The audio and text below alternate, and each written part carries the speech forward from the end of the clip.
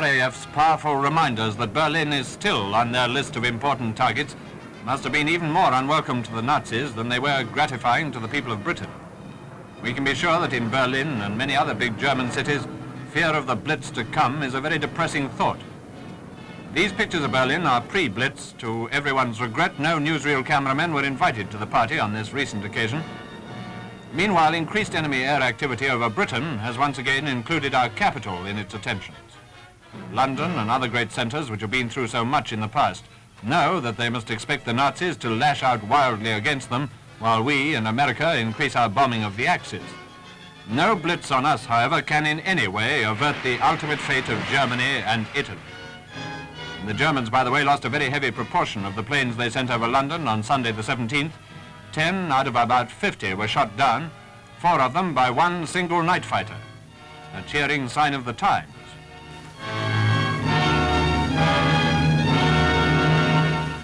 The escape of General Giraud, here seen as a prisoner in German hands, was another milestone on the Allied road to victory. Marching with the British and Americans, he intends that Frenchmen shall play their full part in total North African success. Like the picture of Giraud in captivity, these pictures of Rommel, first of all in the desert with Kesselring, are extracts from captured German newsreels. Shots taken at the time of Rommel's big push into Egypt. And what a scoop he was for Dr. Goebbels, who by lionizing the Marshal used him to the utmost advantage as a heaven-sent piece of propaganda.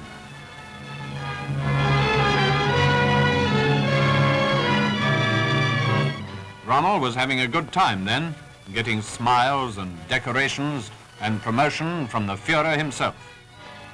Our times have changed. Now, Rommel having been compelled to advance over 1,000 miles in the wrong direction, the smiles come from the man who made him do it, General Montgomery.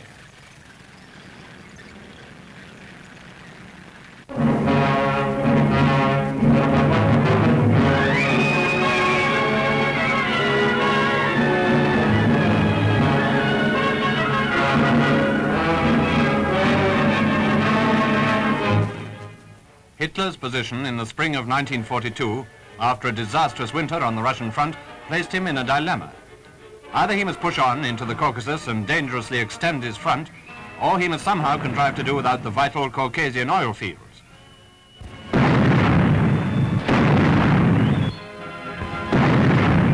He chose to extend his front, and the captured film shows units of his war machine driving further and further southeast in a smash and grab across the Kuban River to get fuel for his war machine. Fuel increasingly hard to get thanks to the Royal Navy's 3-year blockade. Town after town was taken, and the first profit was shown when the Germans seized the oil center of Maikop. But that's all they got, except the hiding which is now being administered by Stalin. It was the same story in the advance to Stalingrad. The Germans, with masses of tanks and, as usual, tons of cannon fodder, hacked their way towards the Volga.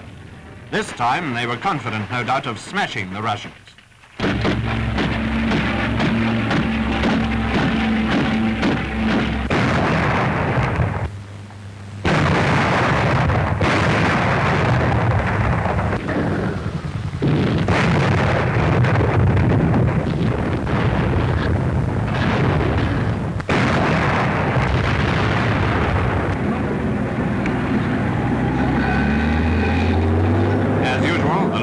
Played a leading role in the very strong attacks of 1942, but in the air, as on the ground, the Germans met with stern and dogged resistance from the Soviet.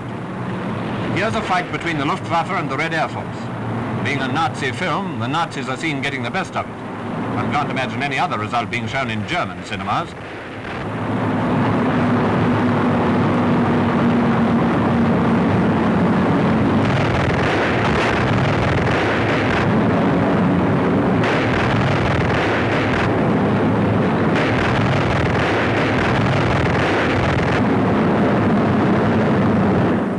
Although this captured German film shows episodes on the Eastern Front, most of which have since been cancelled out, it also demonstrates some of the power of the Germans.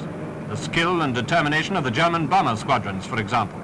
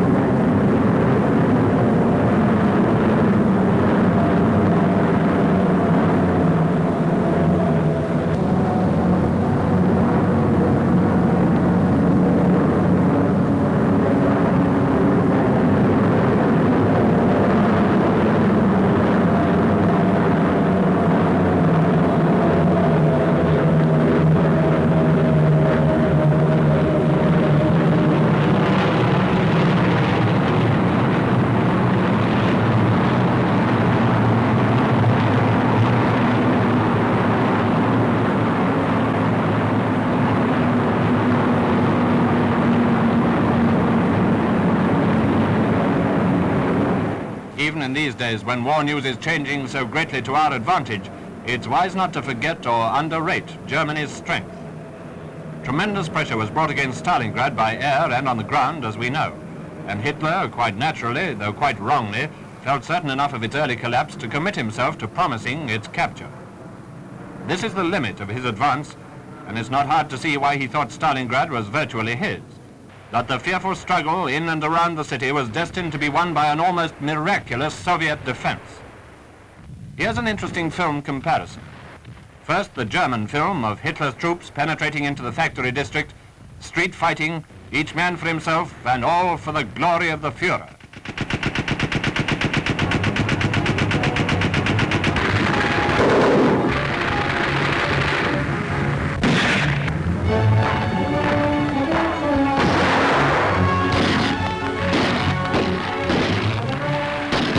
And this, Russian newsreel pictures, already shown in Britain, of the Soviet defenders. Every man fighting in a total effort to clear the Germans out or kill them, to regain the freedom of the Soviet people.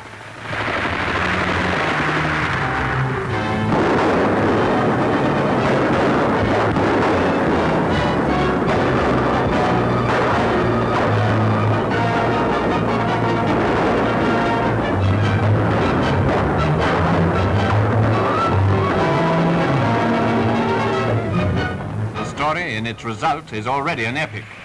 Hitler's Sixth Army was surrounded and is even now in process of liquidation.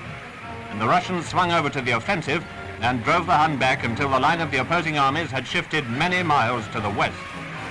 More important still, German losses had multiplied enormously, and Hitler's smash and grab had been reduced to a vast retreat.